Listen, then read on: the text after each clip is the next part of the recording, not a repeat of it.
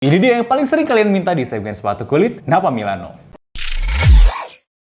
Halo guys, Dimas di sini dan kali ini kita udah kedatangan satu sepatu kulit dari merek yang udah sangat-sangat kalian minta. Tapi jujur, gua itu tidak tertarik ngebahas koleksi mereka yang terbaru yang mirip-mirip dengan Doc Mart karena bakal gitu-gitu aja. Jadi gua memilih buat opsi yang lain yang casual juga, tapi menurut gua nih jauh lebih menarik daripada Doc Martan. Nah, jadi di depan kalian ini ada satu sepatu derby dari Napa Milano. Stylenya itu derby, bukan original derby kayak merek yang you know who itu, tapi ini bener-bener purely derby. Kenapa ini derby? Karena ini adalah open lacing system kayak kita bisa lihat di sini ya, dan inilah yang kita sebut-sebut sebagai derby, whatever jenis solnya dan whatever jenis konstruksinya. Nah, gue bahas sekilas tentang sepatunya dan boxnya dulu kali ya. Boxnya itu nggak ada yang terlalu spesial, biasa-biasa aja, cuman dikasih keterangan kalau ini adalah artikel derby berwarna olive ya, dengan nomornya 45. Khusus gue pesan size besar ke mereka karena ya seperti kalian tahu gue itu kakinya ukurannya cukup besar, dan alhamdulillahnya mereka bisa bikinin meskipun harus agak sedikit waiting list dulu ya. Jadi nggak instan, nggak selamanya mereka ready stock, tapi guys kalian bisa pesan size 45-nya. Izinkan gue gali lebih dalam tentang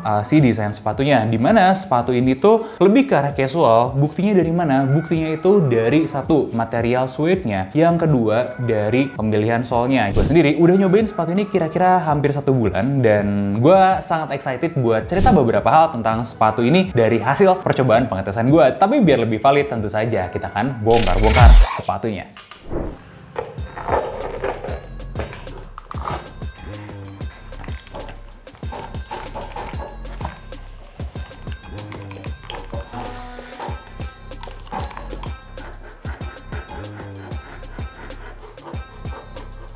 Request mesin pemotong listrik.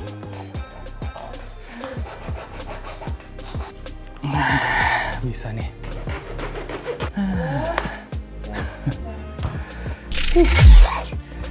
Dan ini dia Napa Milano Derby.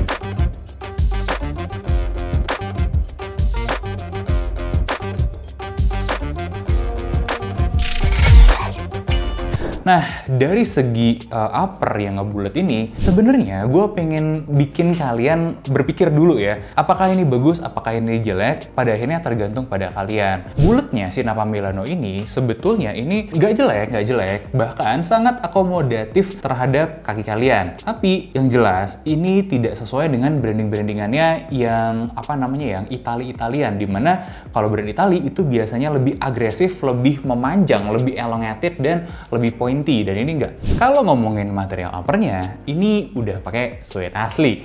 Ya kayak kalian bisa lihat, ini nggak ada yang meleleh, nggak ada yang kebakar, full memang suede asli. Itu as to be expected sih, karena Napa Milano itu setahu gue selalu nge-branding mereka pakai kulit asli, dan mereka membuktikannya sekali lagi di sepatu ini.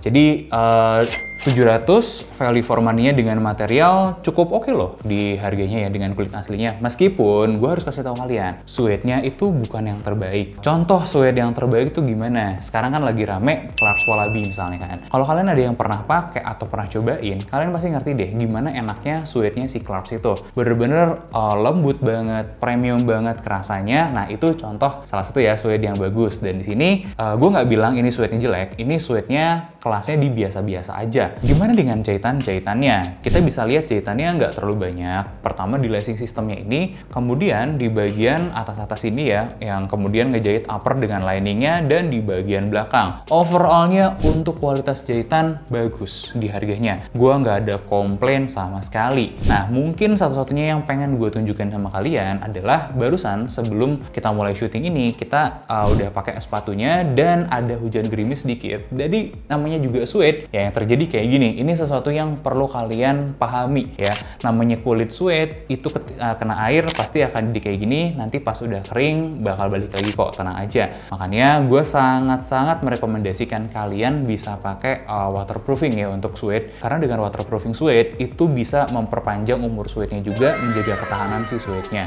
Pertanyaan terakhir untuk upper, berapa ketebalan kulitnya? Jadi gue akan ukurin juga buat kalian. Ini sebenarnya cukup menarik. Di angka 1 1,1 mm untuk material kayak begini tuh ini masih acceptable, masih cukup oke loh. Makanya untuk upper gue akan memberikan rating 7 dari 10 untuk kelas sepatu kulit. Oke, masuk ke bagian dalam. Lining-liningnya tuh enak, empuk. Nah, gue udah membongkar sedikit nih buat kalian, apa sih yang bikin liningnya empuk itu? Jadi kurang lebih ada busa kayak begini nih. Kalau kalian ingat kemarin ada busa di bagian uppernya New Balance, bagian busanya itu tebalnya sama, feel-nya sama dengan yang dipakai sama Nappa Milano ini. Pori-porinya juga sama, ada sedikit pori-pori di sini ya yang bisa ada sirkulasi udara keluar masuk, meskipun gue nggak yakin juga ada breathability yang cukup baik mengingat materialnya di sepatu ini. Tapi kurang lebih feel empuk di uppernya itu ditimbulkan sama busa-busa yang ditambahin di sini nih. Nah, untuk proper-properannya kayak gimana? Jadi gini, mulai dari material upper itu biasanya dijahit ke ada satu lagi bagian dalamnya. Jadi upper, kemudian ada bagian dalamannya. Nah, dari situ mereka jahit lagi di balik toe areanya ini ada kain yang ini nih, ini untuk shapingnya, untuk pengeras. Kemudian ditempel lagi dengan lining-liningan ini ya, satu lapis busa dan satu lapis lining yang ini bahan apa ya, kayak bahan jersey gitu. Ini juga touch feel-nya tuh enak banget. Everything's good sih sebenarnya dari segi uppernya. Dan konstruksinya ini langsung ke material ini ya. Gue nyebutnya sih kayak cardboardnya gitu. Gue nggak tahu nih istilah bahasa Indonesianya di sini tuh apa, agak lupa gue. Ini tipis, nggak ada yang spesial. Kemudian kalau kita lihat ke sini pun ini tuh full D-lam. Gue juga confirm langsung ke Nappa Milano-nya, memang mereka tidak pernah klaim kalau ini pakai weld. Mereka klaimnya ini cemented alias D-lam. Dan kayak ginilah dalamannya. Lemnya gue masih bisa narik. Gue jujur agak kaget sih, gue pikir lemnya akan lebih kuat lagi daripada ini, tapi ternyata enggak, masih bisa ketarik. Sayang aja sih.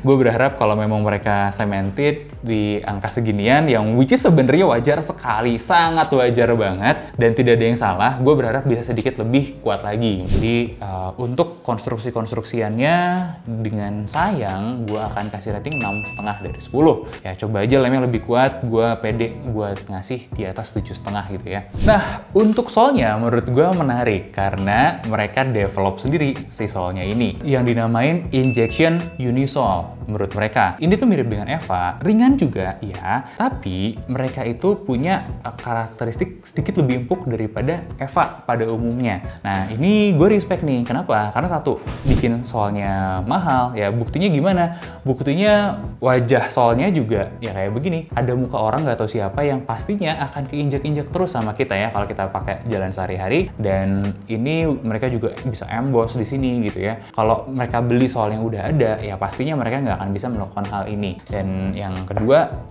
dari segi materialnya ya balik lagi itu tadi, untuk kenyamanan ini jujur cukup nyaman loh ketika kita injeknya ya, meskipun jangan berharap kenyamanan di level sneakers. Terus kemudian nih, ini solnya kan tebal. Nah, biasanya yang terjadi sama sol tebal itu adalah kaku si solnya. Ini gue nggak bisa bilang kaku banget, tapi bukan kategori yang lemes banget juga, tapi cukup proper buat dipakai jalan. Apalagi dengan ketebalan sol yang cukup luar biasa ini, ya gue pengen ngeliatin nih kayak kalian ya, tebal solnya dengan ketebalan 7,2 mm untuk solnya yang lumayan tebal. Berat keseluruhan sepatunya itu masih under 500 gram. Itu cukup ringan. Apalagi yang lebih mengejutkan bagi gue adalah feel-nya. Jadi angka-angka ini tuh tidak mewakili the real feel-nya ketika kalian pakai sepatu ini. Jujur ringan. Feel-nya waktu dipakai jalan kayak gitu ya. Ini mengingatkan gue pada Vibram sih ya, tapi nggak kayak gitu. Karena Vibram itu kan tebal, padat, tapi ringan biasanya. Itu udah cukup baik dan cukup menarik. Good job sekali lagi Nappa Milano buat sol-solannya. Dan untuk urusan sol ini yang menurut gue akan kasih poin paling tinggi kayaknya 7,5 di kelas sepatu under 1 juta dengan konstruksinya kayak gini. Dan gue pribadi lebih suka konstruksian kayak gini daripada sok-sokan bikin Doc Martens. Untuk fittingnya, si sepatu ini tuh width-nya cukup lebar buat kaki kalian. Kaki gue tuh nggak kejepit sama sekali di ukuran 45. Panjangnya juga sangat proper ya, nggak sampai 30 cm sih, karena ya ini memang masih size 45. Surprisingly sangat akomodatif buat kaki gue yang biasa pakai 46. Yang biasanya cuma satu di fitting collarnya, ini masih terlalu lebar, tapi masih termaafkan. Dan kemudian tadi gue udah cerita juga, empuk-empukan di sininya juga good job, nggak ada masalah. Dan di Ultimate empuk-empukannya itu sebenarnya di sini. Sesuatu yang harus sangat gue bahas terpisah adalah insole-nya. Mereka bukan cuman develop sole doang sendiri, mereka juga develop insole sendiri. Oke, kalau kita lihat dari segi kerapihan, masih banyak minus-minusnya. Dan gue rasa mereka tuh develop insole ini tuh nggak bareng sama fitting sepatunya deh. Kalian bisa lihat, ini tuh pas dimasukin kayak ada sisa jarak gitu di ujungnya. Gue nggak ngerti kenapa, sumpah. Mereka memutuskan untuk menyisakan itu. Dan fitting si insole ini lebih narrow daripada si sepatunya itu sendiri. Agak aneh gitu dari segi fitting, karena kalau dari segi kenyamanan, wah ini no debat sih. Gue mau kasih lihat ya durometernya. Durometernya itu sampai angka 5 si insole ini di bagian belakang, dan ini memang empuk banget. Tapi gue pengen kasih penghargaan untuk kenyamanannya di angka 8 overallnya ya, dan di kelas under 1 juta. Nah, akhirnya kita menemukan kontender dari Koku di harga 1 jutaan ke bawah, dimana Koku itu menawarkan banyak hal yang sangat positif sekali di bawah harga 1 juta. Napa Milano itu ngelihat POV yang lain dari Koku, POV yang berseberangan tapi bisa melakukan hal yang gak kalah baiknya. Contoh gini, Koku itu fokus sama material yang baik dan long lasting. Contohnya dari upper full grain leather yang bagus dan akan tahan lama. Kualitas lemnya juga kuat banget, tapi untuk kenyamanan memang nggak bisa ngomong banyak, namanya juga sepatu kulit. Nah, Napa Milano kebalikannya. Mereka mungkin nggak bisa ngejar sesuatu seperti Koku banget nih. Termasuk fitting-fittingannya juga belum nyampe di sana levelnya kalau untuk sepatu ini. Tapi kenyamanannya di atasnya Koku. Jadi plus minus, kalian lebih suka yang mana? Nah, sebelum gue kasih rating final, gue mau kasih beberapa pandangan gue tentang sepatu kulitnya nih dari Napa Milano. Bikin lastingnya ini tuh nggak terlalu cakep, tapi wajar karena ini adalah sepatu murah. Kenapa? Lasting itu developnya itu susah, capek, dan bener-bener ribet banget. Dan biasanya brand 4 juta ke atas itu bikin lastingnya tuh jago. Dan ini memang belum mendekati ke arah sana. Kemudian flow yang lain, sebenarnya si Napa Milano ini dari segi konstruksi bisa nambahin sanks. Tapi kalau kita ngelihat sepatu itu apakah selalu harus pakai sanks? Jawabannya enggak juga, selama bisa nge-support kaki kalian. Satu hal yang cukup baik di sini, di sole-nya Napa Milano itu bisa nge-support kaki kalian nggak sampai kejeblos banget. Nggak kayak Dr. Martin kemarin ya, yang bener-bener nggak ada sanks dan ininya sampai bisa bikin collapse. Nah, kalau di sini nggak, masih cukup kuat. Tapi gue pribadi nih lebih menyarankan kalau bisa nambahin sanks, kenapa enggak? Kalau kalian mau sepatu kulit serius, memang kalian harus upgrade di angka 1 jutaan ke atas. Bahkan menurut gue 2 jutaan ke atas untuk bisa menemukan sepatu kulit yang sangat proper. Nah, kalau kalian nyari sepatu ini, menurut gue itu adalah ketika kalian butuh fashion shoes, kalian butuh sepatu yang nggak mahal untuk daily beater. Ini jadi salah satu alternatif yang sangat baik kalau menurut gue pribadi. Makanya gue memberikan rating sepatu ini 7,25 dengan catatan yang tadi itu.